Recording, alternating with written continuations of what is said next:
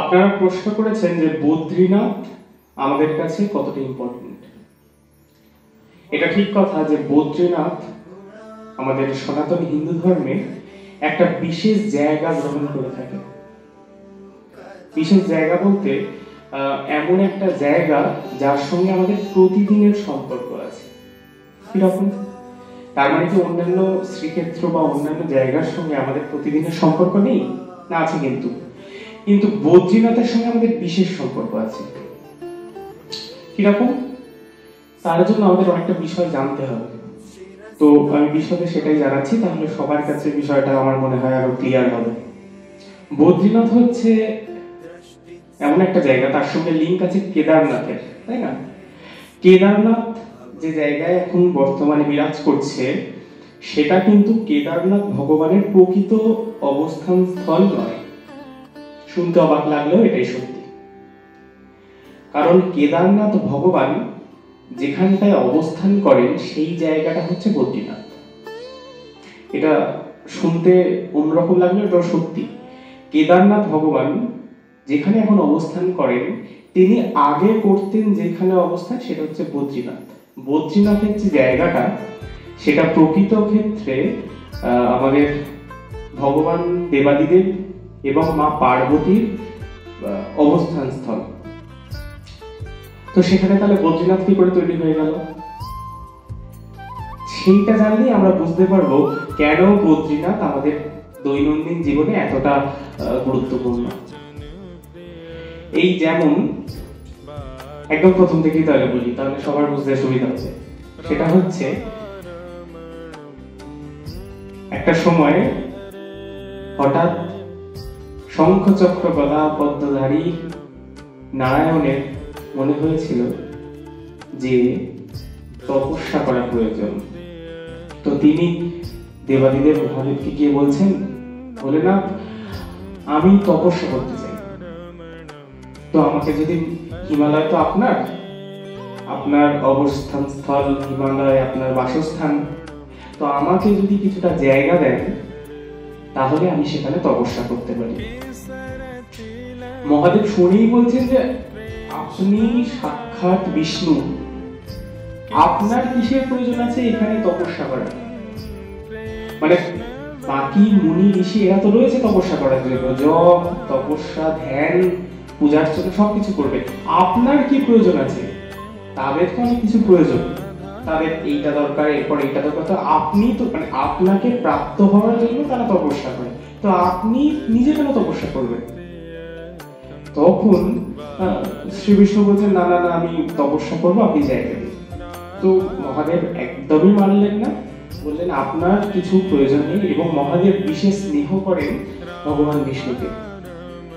তাই জন্য উনি বললেন যে না না না আপনার এত কষ্ট করতে হবে না, আপনি বৈকুণ্ঠ ধামে থাকবেন, আপনি প্রেম বিতরণ করবেন, আপনি প্রেমের মানুষ, আপনি কেন তপস্যা করবেন? একদম হবে না। তো উনি করতে দিলেন না। তো ভালো কথা। এরপরে মহাদেব বিষয়টা থেকে আলাদা হয়ে গেলেন, কিন্তু নারায়ণের কিন্তু মাথায় সেটা থেকে গেল, ভগবান বিষ্ণুর মাথায় সেটা থেকে গেল। তো উনি বললেন যে মহাদেব তো ওনাকে খুব ভালোবাসেন, উনি এত সহজে ওনাকে তপস্যা করতে বা কষ্ট করতে দেবেন না, তাহলে কি করে পাওয়া যায়? তখন উনি মায়ারূপ ধারণ করলেন। কিরকম মায়ারূপ? না, যেখানটায় এখনো বদ্রীনাথ সেইখানটায় ভগবান দেবাদিদেব এবং মা পার্বতী অবস্থান করতেন, সেখানে বসতেন। এখন যে জায়গায় আমাদের বদ্রীনাথ রয়েছে ঠিক সেই জায়গাটাতে বসতেন ওনারা। তো বদ্রীনাথের ঠিক নিচেই রয়েছে তপ্তকুণ্ড, যেখানে -ডিগ্রি টেম্পারেচারেও সারা অনবরত ওই উষ্ণ প্রস্রবণ রয়েছে, গরম জল নির্গত হতে থাকছে পাহাড়ের মধ্য থেকে, এবং তাতেই স্নান করেন পুণ্যার্থীরা, এখনো স্নান করেন। এবং বলা হয় যে দেবাদিদেব মহাদেব এবং মা পার্বতী ওনারা ব্রহ্ম মুহূর্তে, প্রতিদিন ব্রহ্ম মুহূর্তে ওইখানে স্নান করতে, তপ্তকুণ্ডে। ওই তপ্তকুণ্ডে স্নান করতে ওনারা যে ব্রহ্ম মুহূর্তে যেতেন, তো ওনারা বসে রয়েছেন ব্রহ্ম মুহূর্তে তপ্তকুণ্ডে গেছেন, স্নান করতে গেছেন এবং ওনাদের দৈনন্দিন যা কাজ সেই সব নিয়ম নিষ্ঠা পালন করতে গেছেন।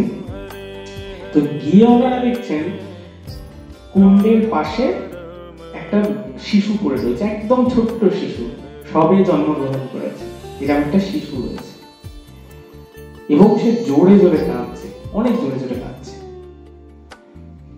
তো মা পার্বতী তো দেখেই ছুটে গেলেন। তখন মহাদেব বললেন, না, একদম হাত দেবে না, এই এরকম একটা জায়গাতে যেখানে বাকিরা কেউ আসতে পারে না সেখানেই বাচ্চা আসবে কি করে?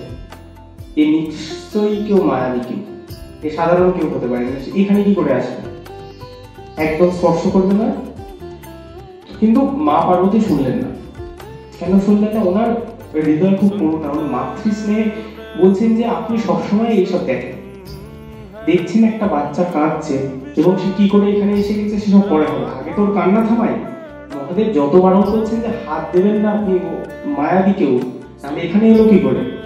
এরকম জায়গাতে হঠাৎ এসে যাবে, তাও আবার এই কৈলাসের মতো জায়গায়, আরো আসা তো সম্ভব না, তাহলে আসলো কিভাবে?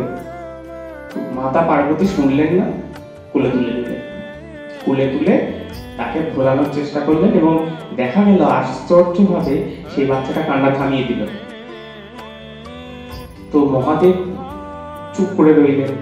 মা পার্বতী বললেন, দেখলেন আপনি কত ভয় পাচ্ছিলেন, বাচ্চাটা কাঁদছিল, আমি চুপ না করলে কি হতো বেচারা, বলে তাকে শান্ত করলেন।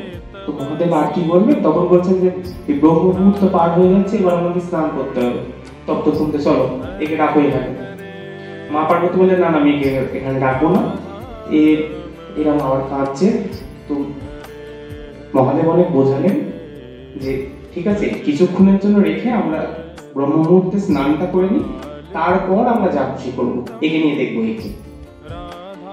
তো যথারীতি মা পার্বতী রাজি হয়ে গেলেন এবং বললেন, কিন্তু আমি এখানে রাখবো, এখানে আবার কাঁদবে, আমরা যেখানে বসি সেখানে রেখে আসি।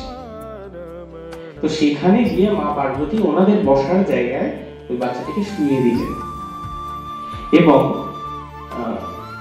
বাচ্চাটা যেই রেখে দিয়েছেন কাঁদছে, তখন উনি কি করলেন, চুপ করানোর জন্য বাচ্চাদেরকে খেলনা দেওয়া হয় না, খেলনা বাচ্চাদেরকে দেওয়া হয় খেলার জন্য, তো ওই জায়গাতে কি পাবেন? কুল। আমরা যে ফল কুল বলি, আমরা সরস্বতী পুজোর আগে খাই, খাবো না বলে অনেকটাই করি, পুজো হলেই সঙ্গে সঙ্গে প্রসাদে খাই, এই বিষয়গুলো থাকে। তো কুল উনি জোগাড় করলেন। কুলের সংস্কৃত উচ্চারণ হচ্ছে বদরি।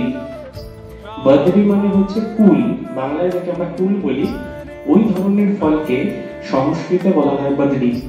তো এই বদরি ফল নিয়ে ওই বাচ্চার চারপাশে ছড়িয়ে দিলেন, বাচ্চাটা হাত দিয়ে খেলতে লাগলো। তো মা পার্বতী দেখলেন এই আবার যেই চুপ করেছে, বাবা স্নানটা করে আসি, করে এসে আমি একে সামলাচ্ছি। তো ওনারা স্নান করতে গেলেন, গিয়ে স্নান করলেন, দৈনন্দিন যা কার্যকলাপ সবকিছু নিয়ম নিষ্ঠা পালন করলেন, তারপরে আসলেন। এসে তো ওনারা অবাক, দেখছেন যে ওনাদের যে বসার জায়গাটায় তার দরজা বন্ধ। তো ওনারা ভাবছেন আমরা তো দরজা বন্ধ করে যাইনি, তাহলে এখানে দরজা বন্ধ কেন? মহাদেব গিয়ে খোলার চেষ্টা করলেন, খুললো না দরজা। অনেকবার চেষ্টা করার পরও যখন দরজা খুললো না, দেবাদিদেব মহাদেব তখন রুদ্র মূর্তি ধারণ করছেন, উনি রেগে যাচ্ছেন এবং মা পার্বতীকে বলছেন, আমি বলেছিলাম এই কোনো সাধারণ বাচ্চা নয়, নিশ্চয়ই মায়াবী কেউ ছিল। তখন উনি রুদ্র মূর্তি ধারণ করতে যাবেন, এমন সময় দরজাটা হঠাৎ খুলে গেল।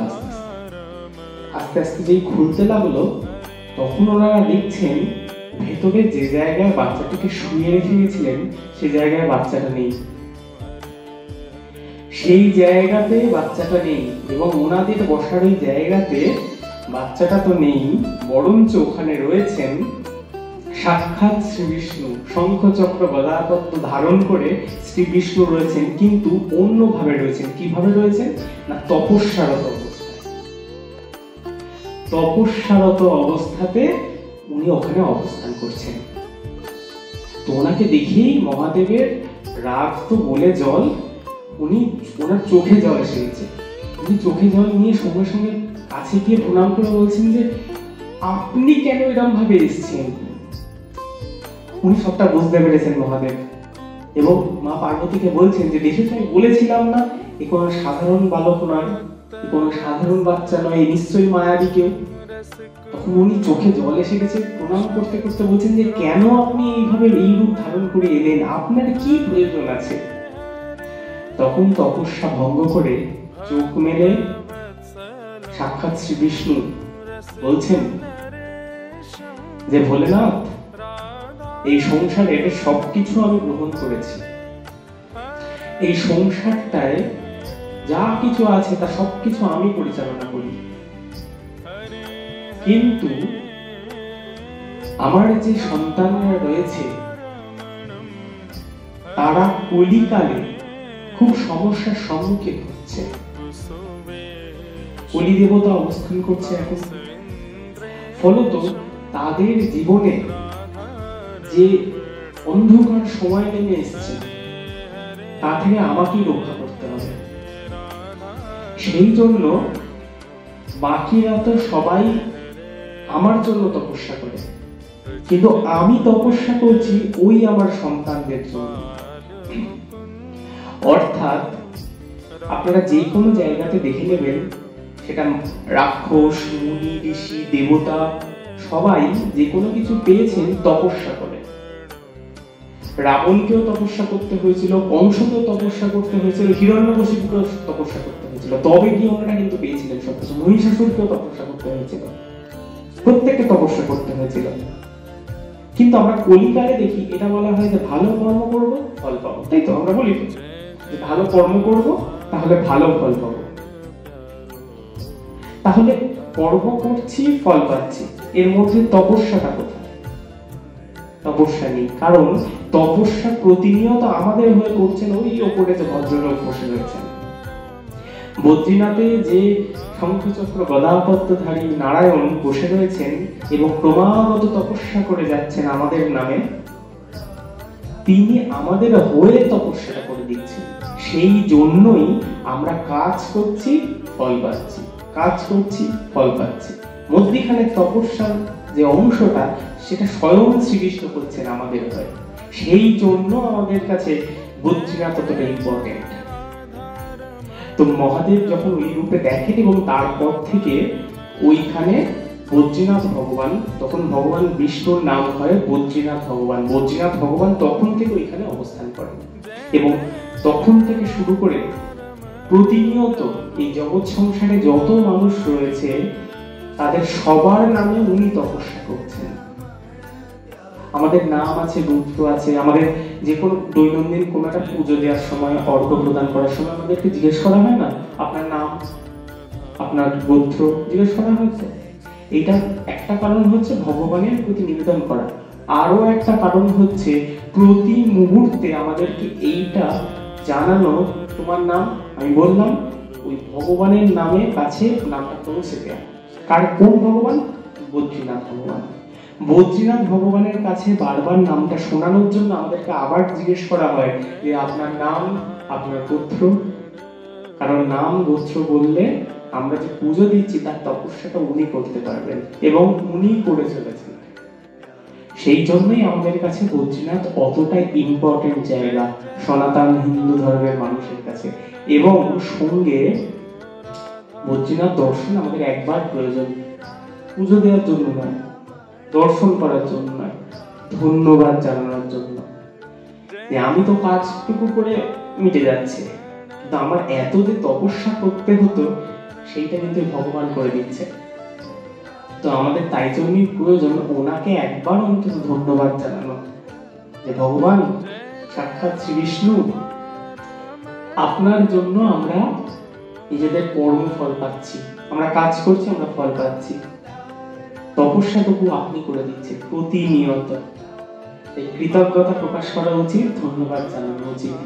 কারণ কলিযুগের জীবদের প্রতি ভগবানের বিশেষ একটা স্নেহ আছে।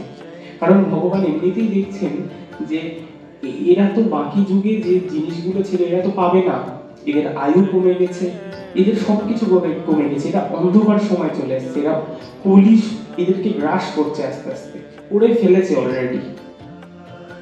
তো সেই জায়গা থেকে বাঁচানোর জন্য বদ্রীনাথ ভগবান প্রতিনিয়ত আমাদের নামে তপস্যা করে চলছে, তাই জন্যই বদ্রীনাথ আমাদের কাছে এতটাই ইম্পর্টেন্ট। জয় শ্রী বিষ্ণু।